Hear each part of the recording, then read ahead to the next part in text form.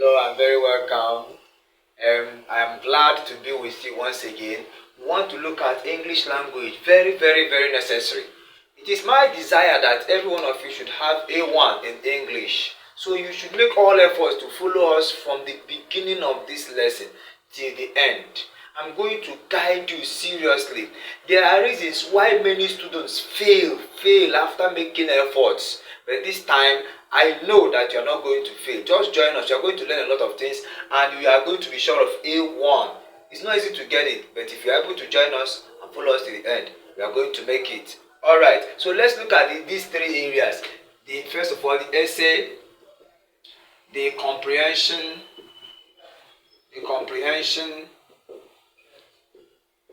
and the summary. We are going to look at these three. So, but first of all, I want to start with the essay. I want to break this down. I want to tell you what you must or must not do and how to write good essay. Now, I have given a lecture on something like this in the last thing two days ago. But let's look at this. In essay, you are going to be judged under the following headings. The first one is organization. I'm going to break these things down now and tell you what you must do under this organization. Very necessary. You are going to learn a lot and write better essays. Now, the next one is content. Content, you are going to be judged under content. The next one is expression. And then mechanical accuracy. Now, organization will give you 10 marks. Your content, 10 marks as it may be. Expression, 20 marks as it may be. And then mechanical accuracy, 10 marks as it may be. I would like to break these things down because if you know what organization is and how to do it well, then you are going to make your full 10 marks. Then content, 10 marks. But if you don't know what each of these represents, it means you may not do it well. So join me now. Now, before I continue, there is something I would like you to understand when it comes to essay. It may be many students prefer to write letter. The letter they may decide is informal letter or formal letter. And many students always prefer to write informal because it makes use of informal languages, simple languages. So, but I will always tell you that it's not something that like you were told. Write letter is easier to make more marks. Write on the topic on the topic or the question you can have a lot of things to talk about so that to give you enough content that's like 450 words and thereabout. So you should just do the one that you can answer very well. You can write a good number of words on. Alright, so let's look at organization. In organization, it depends. If you are writing a letter, it depends on the letter you are writing. Is it informal letter or formal letter? You know that in your formal letter you should have something like this, the address here and another address here. Then before you now put the heading here, before you start with the first paragraph. Okay, I will still try to tell you what to do, how to arrange the paragraphs. Okay, now let me just do it very briefly now. Then in every paragraph there's what we call the main idea. So what you are going to do before you start writing any essay at all, the first thing to do is to create your main ideas that will build up the paragraphs. And you can call it main ideas or you call it topic sentences. Now, in every essay or letter, you have number one, the introduction. You have to introduce it. You have to introduce what you are writing about. After the introduction, you now go to the body. This is where students find very difficult. The body. Now, each of the bodies will give you the contents, the paragraphs. What is that thing you are going to talk about in this paragraph? Okay, let me give an example. Causes and effects of malaria in Nigeria. Causes, maybe you can call it an article. Causes and effects of malaria in Nigeria. So in your body, you can have, you can decide when you are planning it.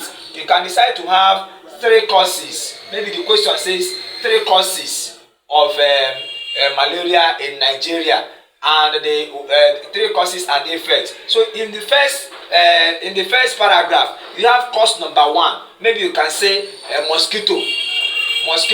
Now you think again before you start writing. What is another cause of this? You can say dirty environment. You can see it, dirty environment. Then you think again. What is that thing that can cause mosquito again? Okay, you can say carelessness in terms of using carelessness and making use of what? In terms of using nets, mosquito nets. So this could be the 3 causes of malaria. Because many people have been given mosquito nets, yet they don't use it to all those things. Or in the houses, they not decide to use mosquito nets. So now, when you have done all these, now this is part of the organization. You organize it that each paragraph should talk about one main idea. You don't bring 2 different ideas in one paragraph. Many students do that. They may be talking about one thing, from there they will move into another idea. It's not appropriate, please. That is why you need to plan it very well. So when you are talking about mosquito, you say as much as possible. And you are also advised that when you are talking about this, when the paragraph, many students do give like one full page, one paragraph, one full page, then other paragraphs maybe half and quarter. It's not well organized. And this also talks about the content as well. They are related in this aspect. So when you are talking about anything, then you have to be specific on it or about it. So mosquito, you can, as we are just talking about the causes of malaria and the mosquito, dirty environment. When you are talking about mosquito, say as much as you can say about it. Think. What is mosquito? What does it do? How does it move? You know, a lot of things you think, and you know that you are words, you are content. I'm going to that. It depends on the number of words you have in one line. Let me just say you have 10 words in a line. Then another next line you have 11 words. Next one you have 12 words. Next one you have 11 words, which means your average number of words in a line is what? 11 words. So use these 11 words to multiply the number of lines. That will give you number of words given there. So you should make all efforts to like say as much as possible in every paragraph. Because if you don't think to create a lot of things, a lot of ideas, a lot of sentences that are coherent, mind you, that goes with the idea in the paragraph. If you just use few words, few sentences in a paragraph, it means that at the end of the day, your essay will just be like a half page or 1 page. You see that is not appropriate. So everything has to do with planning. Then you move into the next one. After this one, you move into the next one, elaborating on each of the ideas. Now after this, number 3, the third thing you have is conclusion. You have to draw conclusion on these topics, or if there is any other, maybe suggesting solutions. If the question says 3 causes of malaria in Africa, suggesting solutions. So now in the next paragraph, you can now come to, this is your body B, solutions. Solution A, solution B.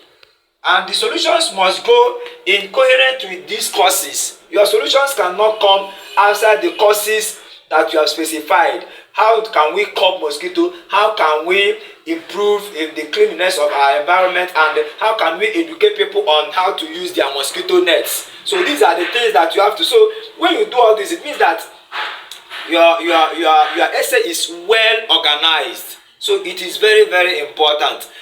Now, there is one mistake that many students make. In informal letters, they will write yours sincerely.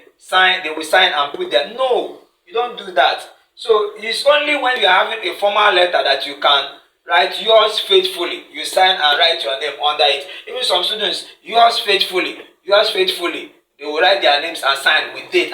We have seen a lot. So please avoid that. Avoid that.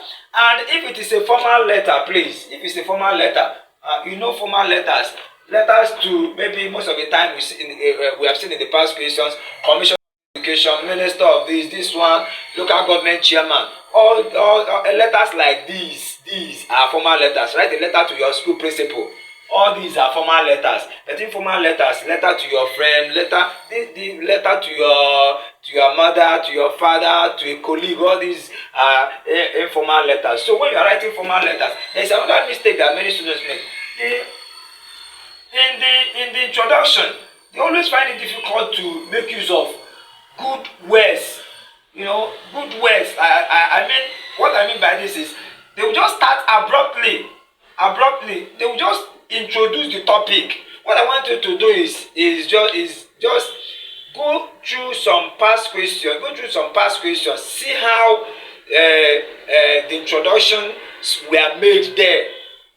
Most of the time, you cannot just you see students. I am writing to tell you that the situation of academics in schools in my local government is really bad. The best thing to do is to just like use words that like you are sending some kind of regards. The people in my local government are very happy since you became the chairman. Just make statements that will make the person to like feel okay, this is good. Don't just start with the topics as if I don't understand. Alright, under content now. Okay, I've said most of the things I would have said under the content when I gave you organization. But the two go together, which is also what? 10 marks. But don't forget that in your content, you build your content when you are building the paragraph. Yeah? Now, as I gave you 3 courses that time, 3 courses. Each of these courses, you have to like elaborate on them to give you as many words, good words as possible. And there must be coherence, please. There must be coherence. Don't try to have many words in each of the paragraphs, and in that effort, you end up being incoherent. That is making statements or sentences that are out of, let me use this word, out of point. Let me use this, out of point. Please, make all efforts to maintain it. Some students, in the effort to have enough words, they will start saying things that are irrelevant to the main idea that you are supposed to have in the paragraph, please. So control, you put these the two controls are specified at the end of this. Okay, if you can have like 100 here, let me say 100 words, 100 words, then you are 50-50 here, making it 400. The introduction and the conclusion will now grant you up about 450 words, which puts you on the safe side. Now, please, okay, from here we are moving to the next. One, which is expression. Okay, under expression, I've started to give you this. So that now, expression involves 1, use of different types of sentences. If you are not good at use of sentences, it means your expression is what? Is very, very bad. So different types of sentences.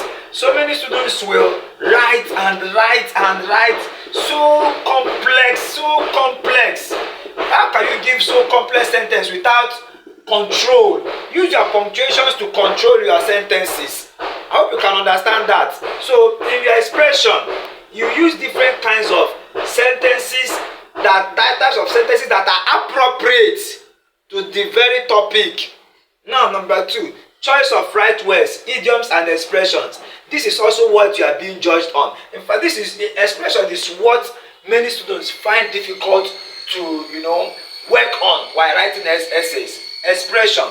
That is why to show you the importance of expression, look at it. It is awarded 20 marks, the highest of all these. So you have to be very, very careful when you are making expression. It goes even beyond using the normal ordinary languages.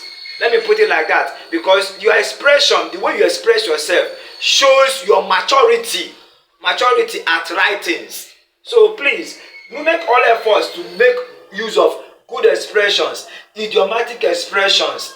When you are writing essays, it makes your essay to be very good. The examiner will look at it and say, yes, this person is really good at this. So use of language appropriate for the person or people the writing is directed to, or the people to whom the writing is directed. So you have to know the language that is peculiar to the person or persons. Just like we said, when it is an informal letter, the person is your friend, is someone that is close to you, there is no formality in it. So use like simple languages. But when it's a formal letter, you have to be courteous in your use of words. Don't just fly, let me use the word, fly words as you think you can, because you know you can handle the pen. No. So be very, very conscious of that. Appropriate language for the person or people the writing is directed to is very, very, very, very, very, I repeat, very necessary. Sorry for the repetition of the word very, but I just use that to express the importance of that. Okay, so that is expression. So when you handle this expression, you cannot give us good sentences with bad use of English. When you make bad English, will make you to lose a lot under expression. So that is why we'll move into mechanical accuracy. So under expression, use correct English. So let's move into mechanical accuracy. Right. Let's now talk about mechanical accuracy.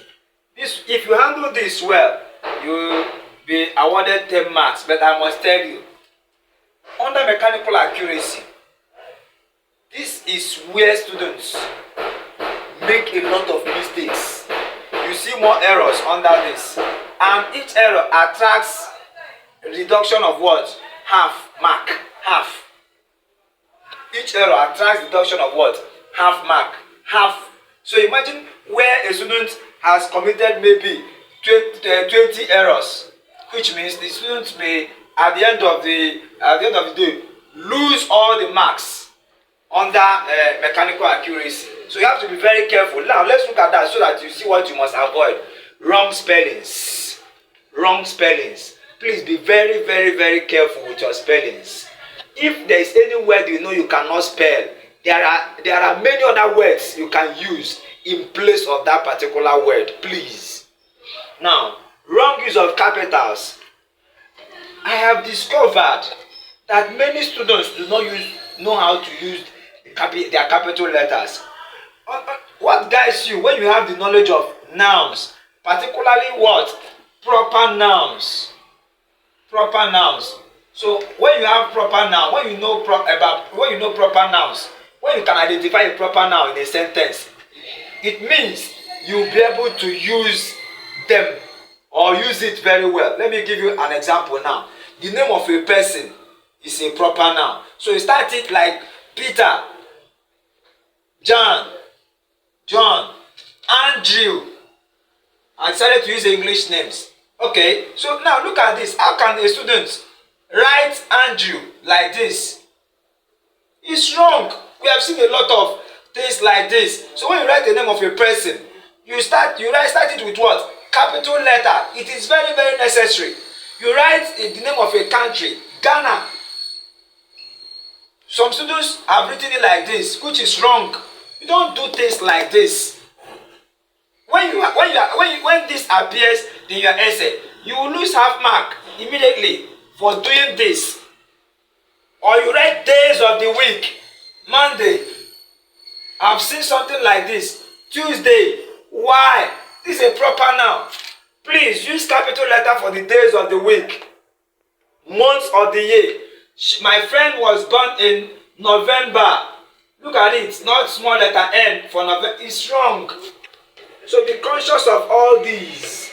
Please. So after full stop, use your capital letter. TH, day. After full stop, use your capital letter. Not after full stop. You see something like this. No. It's wrong. So after full stop, start the next sentence with capital.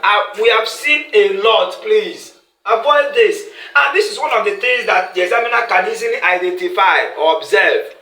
Please be very careful. Now we go to the careless handwriting. This, I can't imagine somebody that appears, or I decided to use the word appears to be in SS3 would write something that is not legible. I'm sorry for using that word appears, but that is what I have to say, because if you happen to have passed through the normal stages, your handwriting should be legible. Some handwritings are very horrible. So if you don't have good handwriting, you have to try as much as possible to buy writing books. You take it easy, gently. When you are in a haste to write, you make mistakes. Your handwriting will not be legible enough. So when you know your handwriting is not good, while writing, just write it gently. Write gently. At least it will help you to write something that is legible, at least to a reasonable extent. So when you are learning how to adjust your handwriting, please, you will not have that speed in the beginning. At a time, your speed will start increasing. But if you try to learn and try to also write the same way you have been doing it, it will not take you anywhere that you will be expecting, please. So now another one. So be very careful. Many students, when they may have made a mistake, they want to cancel something, they will do like this. So what is this? If you have made any mistake, just use one line like this. It's neater like this. Not to paint. Why would I don't understand? I keep asking, what is happening? So be very careful. When you do things like this, you will lose marks. Please. Now, careless omission of words. This is mainly a result of a candidate being in a haste to round off. Being in a haste. Let me finish this and go and submit. After writing, you go back, take time to go through what you have written. Thus, if there is any omission, you add it, just make efforts to read it again. There is no how you will not see one or two things. You adjust omissions of letters, omissions of words. So please be very careful. Wrong use or omission of punctuation marks. Yes, very good. When you read what you have written, when you go through it in the beginning, from the beginning to the end, you observe some areas that you did not put your comma or your full stops, or even question marks. All right. Then wrong use of nouns.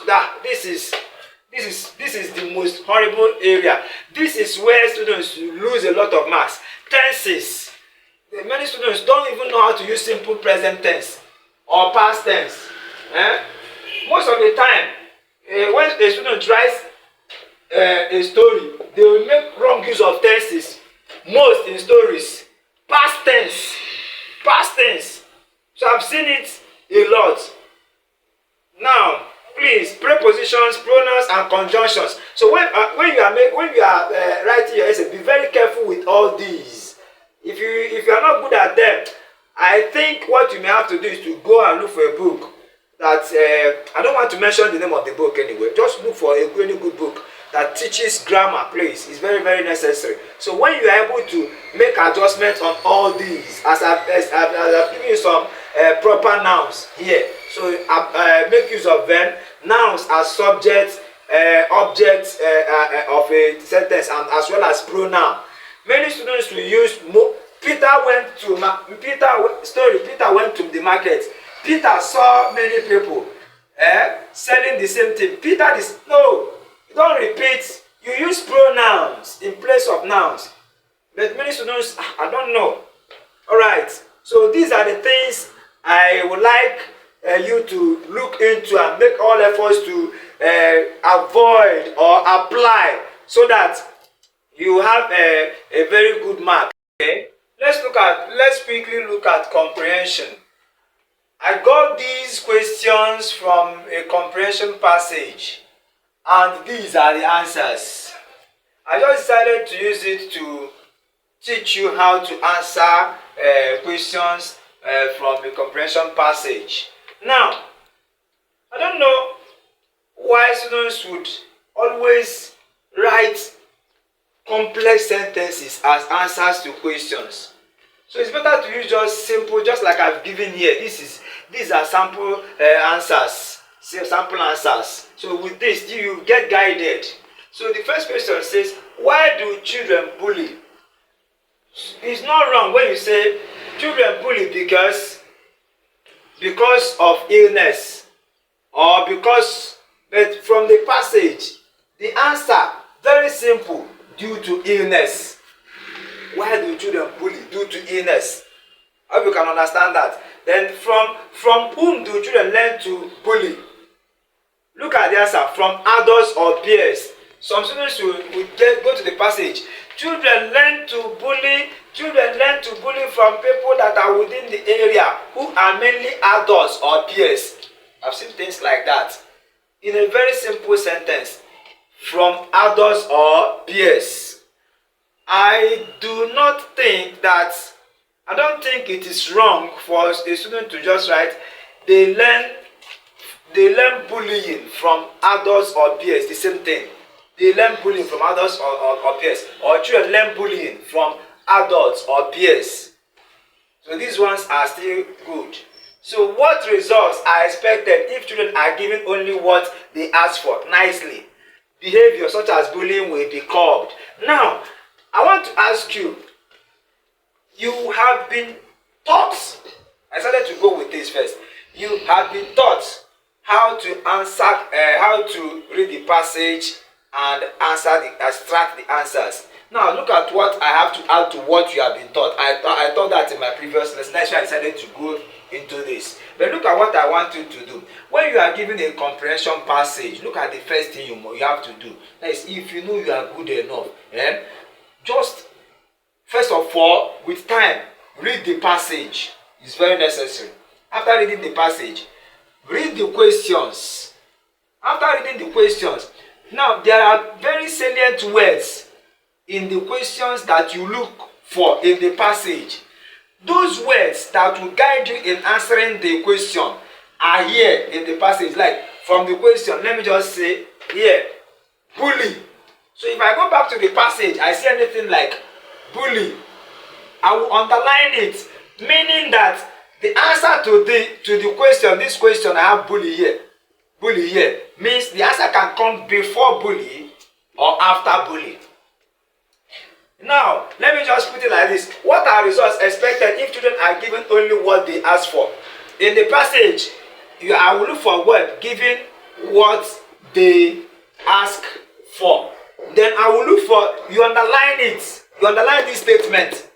Then you look for the words before this statement and words after. We give you answer to the question, something like this. Words before this statement, like words here, and words after, will give you the answer to this very question. So that's how to do it. Learn to underline the key words that will guide you to get the correct answers to the questions. If you're able to do that, when an examiner sees your question paper, to make that person to know that you did it yourself. It make the examiner to know that you did it yourself. Not like you just read it. When you go through passage, you see students, you see efforts on the passage, underlining important words that would help them to answer the questions. So if you do that, you'll be sure of having good marks. All right.